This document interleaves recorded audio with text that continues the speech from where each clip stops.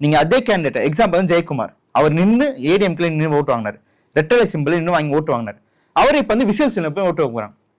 அப்ப ஜெயக்குமார் ஒர்க் பண்ணது யாரு? ரெட்டலை சேர்ந்த தொண்டர்கள். இப்ப அதே தொண்டர்கள் ரெட்டலையில ஜெயக்குமார் தவிர வேற யாரும் நிக்க போறான் பாத்தீங்களா, அவனுக்கு தான் வேலை செய்வாங்க, இவங்களுக்கு வேலை செய்ய மாட்டாங்க.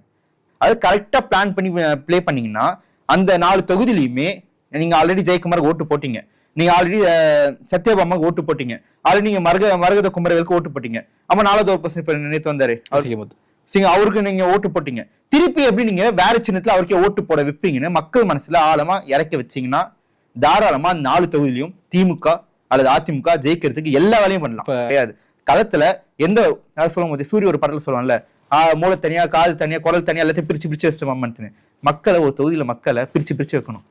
இது இந்த சார்ந்த மக்கள், இவங்க இந்த சார்ந்த மக்கள், இவங்க இந்த வகுப்பு மக்கள், இவங்க இந்த வகுப்பு மக்கள், அவங்களுக்கு என்ன தேவை தனித்தனியா கொடுத்தீங்கன்னா அந்த மக்கள் வந்து ஓட்டு வாங்கிடலாம். நீ நல்ல செஞ்சீங்களா கெட்ட செஞ்சீங்களா கணக்கு கிடையாது. ஓட்டு வாங்குறத பொறுத்த இருக்கும் எல்லாமே மேத்தமெட்டிக்கல் தான், அரித்மெட்டிக் தான்.